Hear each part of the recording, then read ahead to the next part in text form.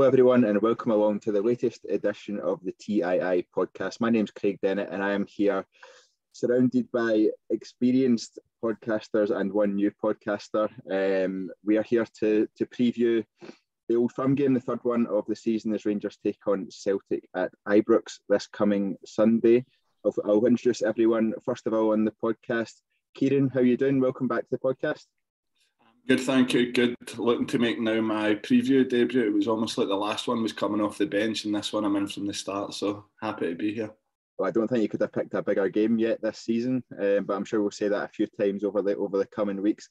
Crawford, good to see you back. As I said to you off air, can't believe you've worn that top in this week. Can't believe you got 3 under the bus through that. Good to be back. Enjoyed the first one, so hopefully tonight will be the same.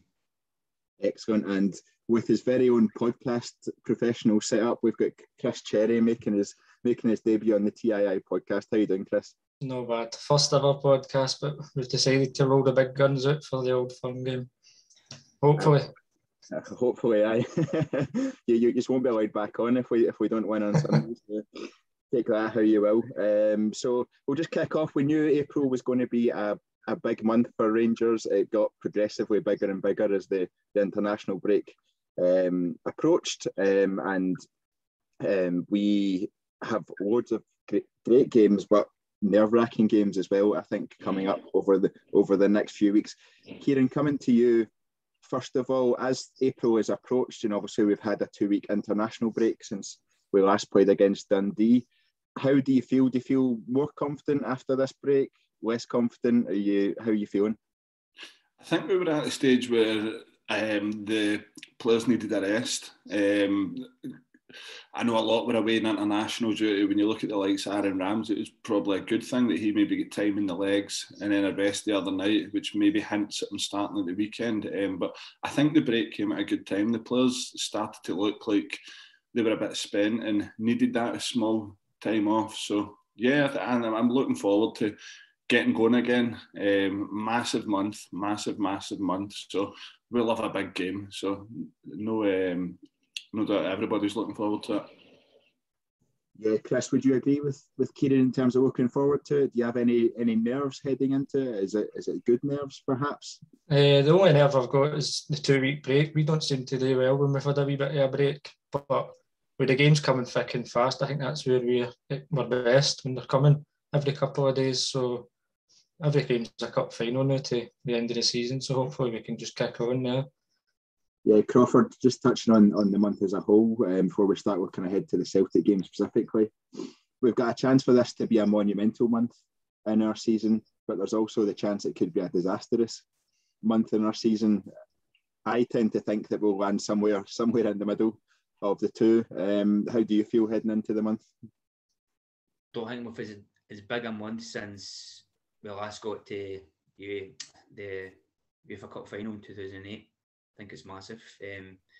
I would take the win against Celtic at Ibrox and getting through against Braga, and maybe not take the Scottish Cup semi-final if there was a choice, and hopefully get a result against Parkhead whenever they play them. That's probably going to be next month, but I feel the same. I think we'll land somewhere in the middle. If we won them all, it'd be the best month I think I've ever followed Rangers in. The amount of games that are such big magnitude, but starts on Sunday, and if I'm being honest, I've not been as nervous in a long time before we played them. I was quite confident before we played them at Parkhead, but after that game and the stuff with Morelos, that's kind of knocked my confidence for 6. So hopefully, I'm wrong and we do them on Sunday. But huge month. Yeah, for everyone's benefit, we're recording on the Thursday evening, and Thursday afternoon was when the picture of Alfredo Morelos came out on Twitter. So we'll touch on that shortly. Chris, but before we do, we're heading into the Old Firm game, 3 points behind and far behind on goal difference. It's a must win for Rangers, isn't it, this weekend? I would agree with that. I think a draw or defeat, and it's bye for me. Too big a gap to close, especially with the goal difference. Ideally, we can get the win, a few goals if needed, but I would take the 1-0 if you gave me it the now, obviously. But I think the goal difference is a big thing for me going towards the end of the season, because I can't see them dropping many points. Yeah, Kyran, would you agree must win this weekend? Absolutely, yeah. I don't think a draw is enough. I think, like Chris touched on there, the goal difference is almost like an extra point to them. But psychologically, I think we need to be looking at that in terms of, if we win, I think we're just going to push on and keep going. Really would breed confidence throughout the squad. And a lot's changed since we last played them. I think their tails are up, considering the manner of our performance and their performance at Parkhead. But you've got to remember, like, we thought we would never see John Lundstrom again around about that period. All of a sudden, he's come into Van Bronckhorst's system. We've found a way tactically that he can drop into a back three, or he can sit in the middle. I mean, him and Jack have looked unbelievable. So I'm quite confident going into this one, actually. But yeah, I totally agree. I think it is a must-win. Crawford, I think it's been what can be described as a typical Old Firm build-up week. There's been rumour after rumour, dodgy newspaper articles left, right and centre. I think the other side of the city seem to be pretty confident. A lot of them seem to be talking as though they've already won the game and won the league. Do you feel like that's made you more nervous or more confident heading into the game? I don't know. Everybody's different. I mean, me personally, I'm a pessimist when it comes to these games, so I always fear the worst, and I hope Rangers prove me wrong. I've always been that way, but they are super confident. And I don't know where they've got it from either. 3 points ahead and they've got the goal difference, but they're no. They've been struggling as well. See, for performances, and I know we get hammered in that game at Parkhead, but we got hammered in the first half. The second half, we never got hammered. And I think a lot of it was down with how we set up in that game, and a few players were way off it. But I think the way we've been performing recently, maybe not the Dundee game, but we dug it out. But if we turn up and we play the way we played in Europe, and if Gio sets it up right, and if we go at them, because they're going to go at us, but I think if we go at them and we get the personnel right, I think we're good enough to take them. Because if we can beat Dortmund away, beat Red Star Belgrade away, I think the teams are better than Celtic. So I fancy us, if the real Rangers turn up, I fancy us to do it, but I'll be super nervous until that final whistle's finished anyway. Yeah, absolutely. And I think one of the key things that we didn't do at Parkhead at the start of February was press them from the start. We kind of sat back and sat off them and allowed them to play. Obviously, we were missing Alfredo Morelos during that February game, and it looks like, if pictures from Glasgow Airport are to be believed today, that we may well be missing Alfredo Morelos again this Sunday. Chris, coming to you on that one, how did you feel, first of all, when you saw that picture? I personally felt a bit deflated when I saw it. My confidence was starting to ramp up a bit as the days went by and we progressed towards kickoff. But then I felt a bit deflated when I saw that, with the knowledge that we know we have to press them from the very start, be high tempo. How did you feel when you saw that picture? I would agree. I was the same. Very confident all week that we would beat them, especially because it was at Ibrox. The only issue for me was if Van Bronckhorst's tactics, or if we even went one goal up, would they go to the back five? Because I think a couple of times he'd maybe done it a wee bit too early in the games. But when I seen the picture of Morelos, I was gutted. I was checking the picture, trying to zoom in and things to see if they had a date on their ticket or anything, just to try and debunk it. But he's pivotal to everything we do in the attack. He's the first line of defence. I just think he's irreplaceable for us, basically. I think Roof will come in, he'll do a job, but he needs to get the service. He didn't really get service at Parkhead, but sometimes you need to make your own work as well, and I don't think he really covered his cell and glory in that game either. Kyran, coming to yourself, how big a blow is that to Rangers if Alfredo Morelos is missing for Sunday's game? It's huge, absolutely huge. In any big game we play, whether it be the Old Firm games or it be in Europe, even at later ties you've seen recently against Borussia Dortmund and Red Star, he was a focal point up front. He just makes such a difference, especially tactically, the way Van Bronckhorst played, like Chris touched on there.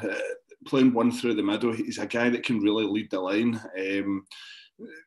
Take nothing away from Roof, I think he's got a bit unfair criticism for that one performance against Celtic at Parkhead. But you've got to look at the times he's dug us out a hole, especially last season. So hopefully he can come in and get the job done. But I think in terms of the Morelos situation, it's extremely frustrating. And I think this is one that's maybe on the manager and the coaching staff in terms of what type of injury it is. It looks like it's a fatigue injury. You look at the second half, a weighted red star when he went down, and we still didn't take him off. And then the next game, we play him over an hour. Am I right in saying that? No, half time he got hooked off. He shouldn't have even played against Dundee. And then he goes away with Colombia. So it's almost like he's been run into the ground, and now this is kind of what happens when you tend to push players too far. He's just played far too much and burnt out. Yeah, Crawford, I think a lot of Rangers fans in recent weeks have been calling for Kemar Roofe to get a start, albeit it would have been out wide right with Alfredo Morelos up through the middle. I don't think anyone doubts Kemar Roofe's quality, and he saved us in that Aberdeen game at home. His movement in the box is completely different to anything that we have from other strikers, and he has that natural striker's instinct. I think where a lot of fans are potentially struggling with the idea of him coming and playing through the middle is that he's not going to chase the ball down like Alfredo Morelos does. Is that a concern you have? Not so much that he'll not chase the ball down, because I think he does work hard. I think he does high defenders, but it's more his hold-up play. And I think, see Morelos, when he's on it, getting the ball into his feet, he likes to drop into that number 10 and he'll lay it off. And his hold-up play since Gio has come in has been brilliant. You can see a massive difference in that. I don't think Roofe gives you the same. I think the ball bounces off of him sometimes, and it did at Parkhead. But he's a good player, Roofe. You know, he scores goals. He's not on the same level as Morelos when Morelos is at it. And I think the wee man's going to be a massive miss if he is out. You know, Columbia said it was muscle overload. So I thought, well, muscle overload, that's fatigue. He's tired. But then you see him on crutches and you think, well, what's he on crutches for if he's got overload in his thighs, if that's what it's supposed to be? So it sounds as if it's something worse. And I've seen some things online today that might be him for the season, which is even worse, because this is a massive game on Sunday, but we've got even more on top of that. So if you miss him on Sunday, it's a big miss, but if he's out for the season, it's 10 times worse. So I really hope, you know, he's gone down there. It's maybe not as bad as we'll think. He might miss Sunday, but he'll be back for the rest of the season. That's all we can hope for, really. Yeah, absolutely. Chris, I feel like this has been quite a negative tone to the podcast so far about players missing and all that sort of stuff. Looking ahead to the game on Sunday, how do you feel we need to approach? We'll come to predictions in a second. How do you feel we need to approach it from a tactical, from a tempo perspective, to make sure that we put Celtic under pressure and stay on the front foot? It's got to be high tempo and in their face. I think the game at Parkhead showed, in my opinion, we looked beat in the tunnel. That sounds negative, but I think I saw a couple of the players' faces on the way out the tunnel, and they just looked as though they didn't fancy it. I think we just need to get in their faces, put them under pressure, because teams have shown, Bodo Glimt showed that if you get at them, they're not that great a side. They've not been challenged. But again, it's a must-win game for us, but they'll come out the traps, try and get it as well. They'll be looking at it as they can beat us. It's league bye as well, so we need to hope that the team show up in the day and Gio gets the tactics spot on this time. Crawford, coming to yourself, obviously Giovanni van Bronckhorst took his own fair share of the blame, I think, for the performance at Parkhead. Do you have confidence that he will have learned from that and that he'll know that that's not the way to approach a game such as Sunday? Aye, because I think it's really the only game where he's maybe got his tactics wrong. He went over to Dortmund and I think everybody's expecting us to get beat 2-3-0, and the tactics that night were brilliant. He pressed Dortmund right up the park, basically played them at their own game, and the team, everything to a man, were superb. So I think even when he went to Parkhead, I don't know if maybe the players just didn't take on what he was saying, but at half time he made the changes, he made the subs, and we came out. We didn't score, but you know, Jack hits the bar. If we got one back early, I think that second half, if you can remember the game, Rangers actually played quite well, and Ryan Jack had made a massive difference. So I think on Sunday, you've got Jack in there, you've got Lundstram in there. That really helps us, I think. Ryan Jack leading the game. He's brilliant at stopping attacks and reading attacks, and he's going to be a huge, huge bonus for us. So players add to the tactics, I think. So I think if we go at them and you've got the players in there, Bassi at left back instead of Barisic, because I think Bassi adds a lot of power down that left-hand side. Definitely more confident, but I was confident getting into that game. It just, the first half just done us. So I think if we've got all our players, I know Morelos, but if we've got all our players and they're on it, I think we should be all right. Kyran, one of the major factors, I guess, that we've not touched upon from the game at the start of February was that there were no Rangers fans in the stadium that night. It was 60,000 Celtic fans who hadn't been to an Old Firm game for 2 years, give or take a couple of months. Now, heading into the game this Sunday, it's obviously the vast majority will be Rangers fans. There'll be a small number of Celtic fans in the corner. How much of a difference do you think the backing of the Rangers fans to the team will make to the overall attitude that the team approach the game with? I think it's absolutely huge. We've seen back in September at Ibrox, full house of Rangers fans, and I think their players were almost shell-shocked in the second half when we came out and the crowd was behind it. And you've seen it in European nights as well. When the crowd gets behind the team, they seem to get a reaction. You do seem to see a difference in the performance. And especially when you look at it when the shoe's on the other foot, I think it went against us at Parkhead. They made a lot of noise there. It was pretty deafening for the players, especially when you're trying to perform under pressure and to get off to the start that they did.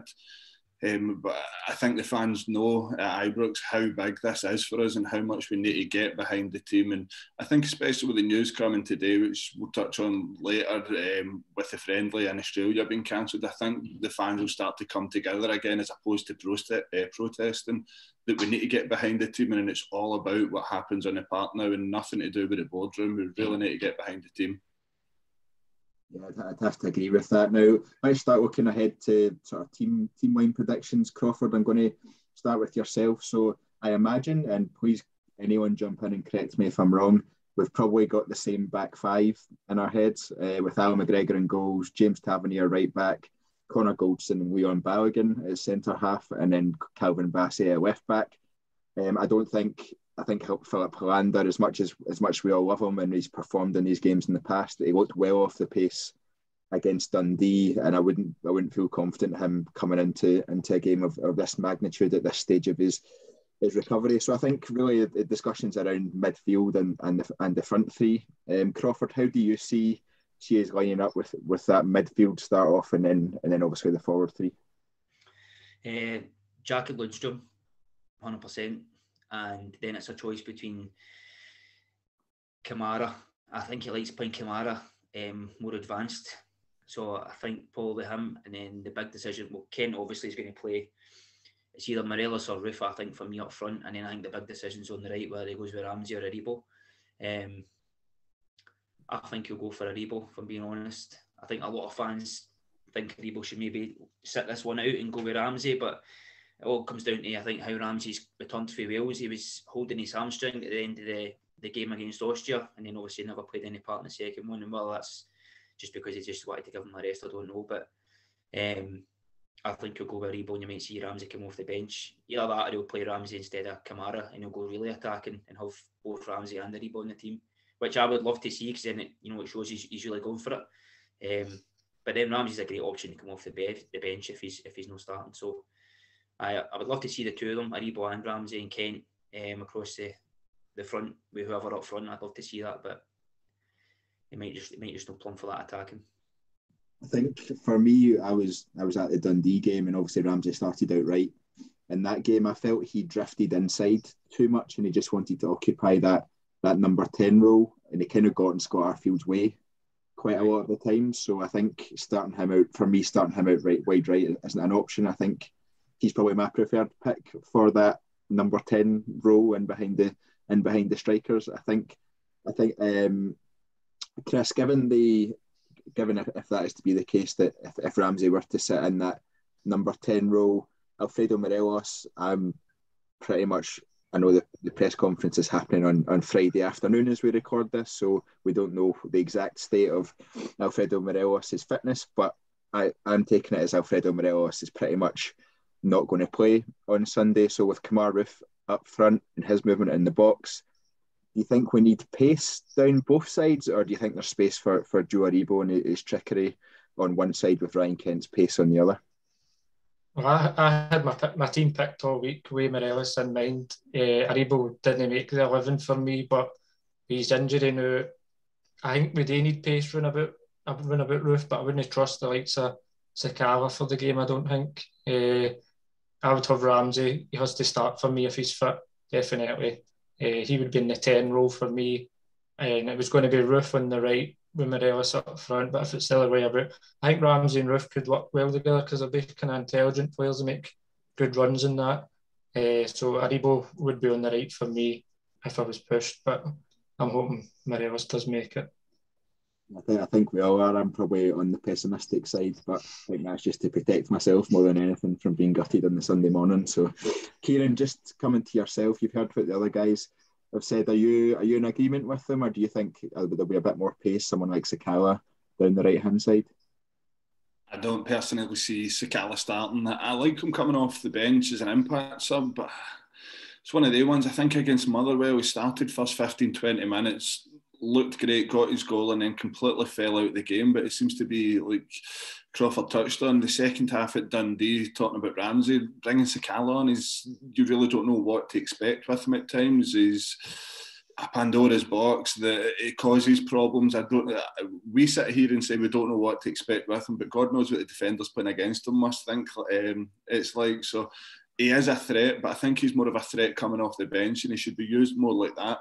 In terms of when you look at how they're going to play and set up, I'd tend to go with Chris in this one, with Aribo on the right and Ramsey in the middle, that we're going to need that 10 that gets forward, and Ramsey being more of a goal threat, and Kamara, who's a wee bit shot shy, would be the perfect pick for me. But when you look at Gio when he first came in, when Hadji went out, he tended to play Aribo off the right, and it worked last season in the Old Firm games as well, and with him coming in on his left foot from the right hand side. So I think for me it's got to be Ramsey in the 10, Aribo on the right, Kent on the left, and Roof through the middle. But I'd hope he'd play more narrow. I felt that we were very isolated the last time we played against them, with just the one up front, the two wide players and their fullbacks tending to push on a bit more, and our wide guys not really knowing what to do with it. So might be a different story with it being at Ibrox, that we can get them penned in a wee bit more and our wingers can stay higher up the park.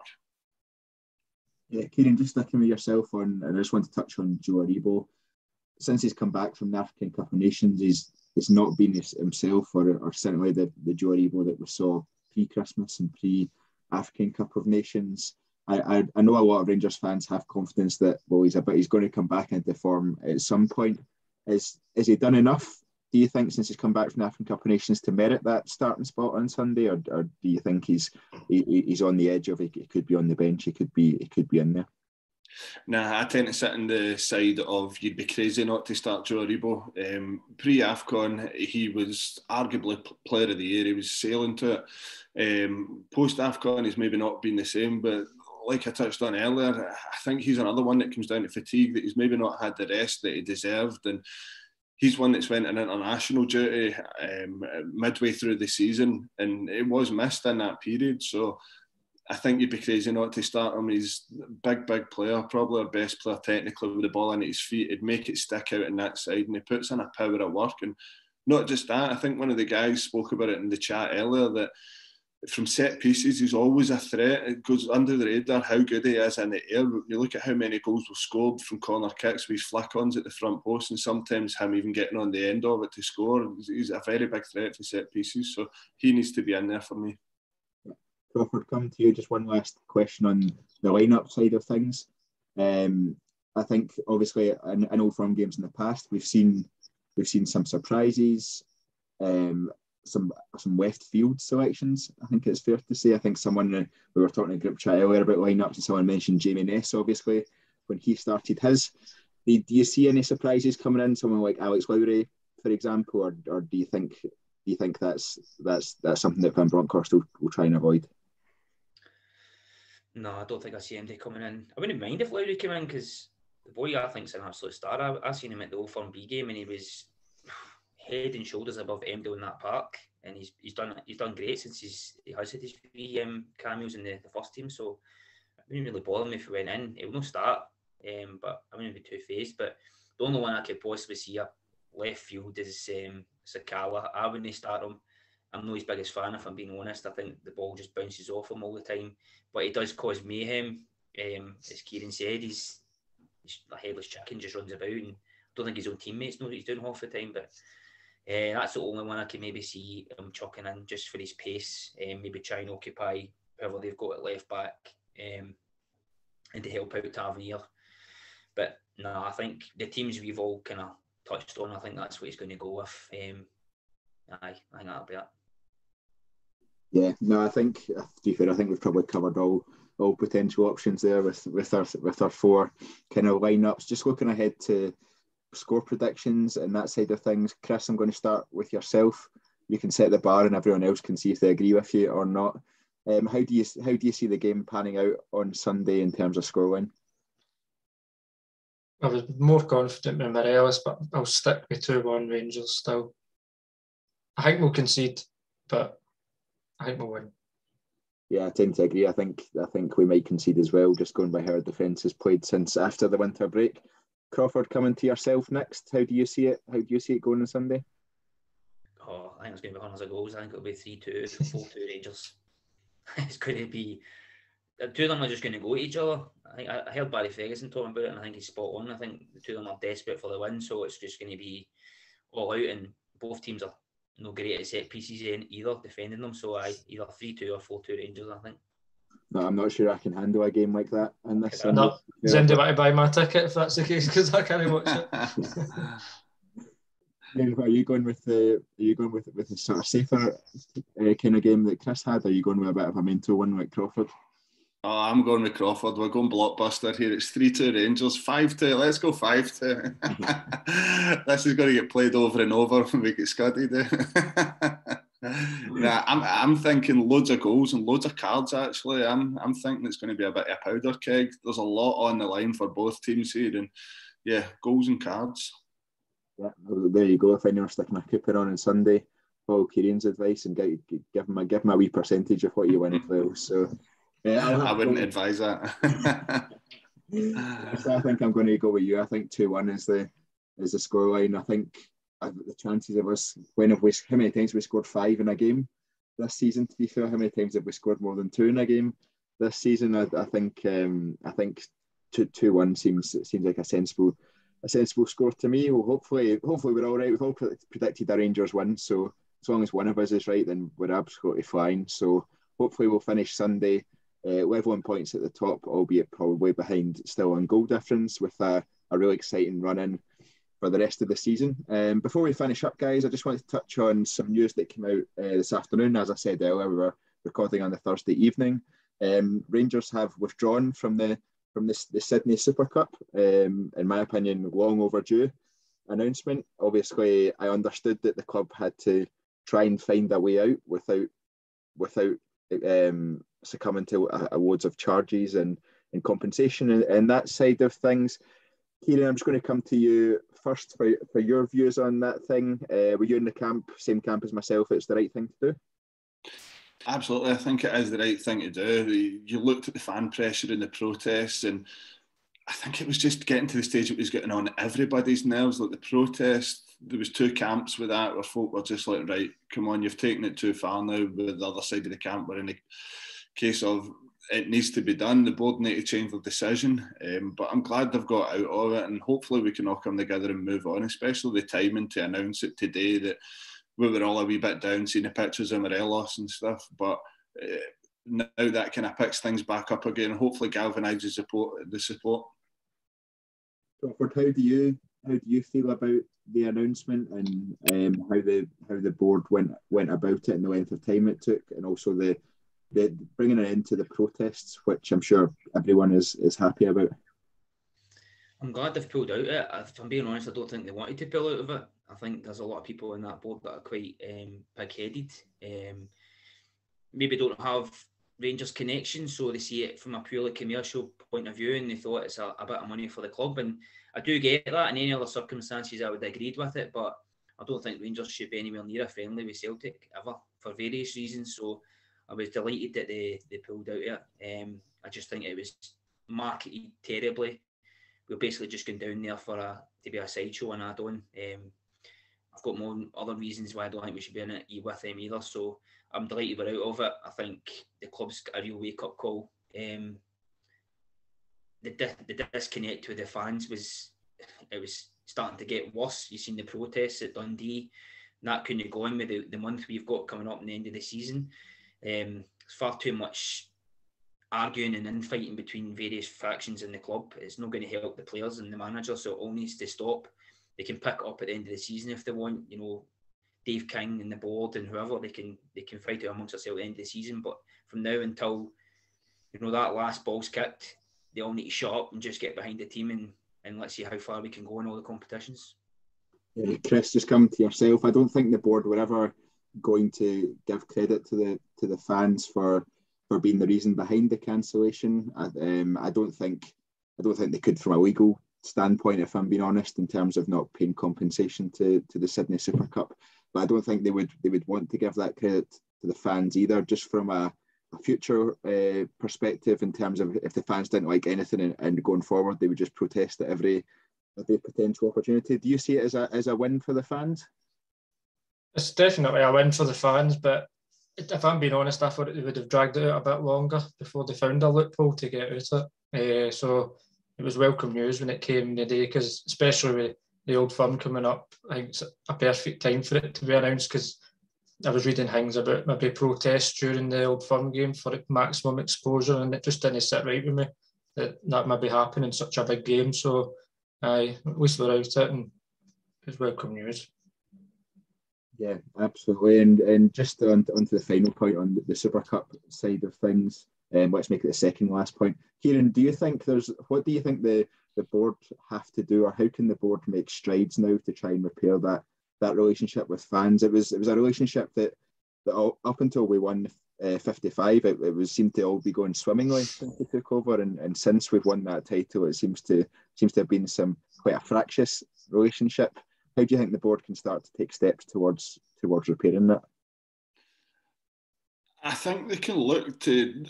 It's been a revenue spin, and that's the only reason they've done it. Slightly out of touch in the way it's been done.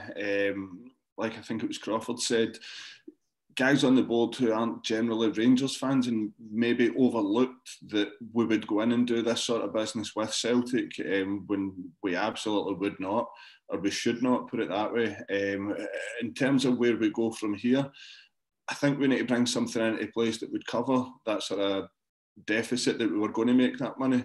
I know a lot of fans have said things like a friendly with someone like Hamburg, who we've got a very good relationship with. I think something like that would go down very well with the fans. And I don't know, maybe some sort of mid-season mini tournament. I remember years ago we used to do the ones we had teams like Arsenal, Steaua Bucharest and all that, Sampdoria, Ibrox.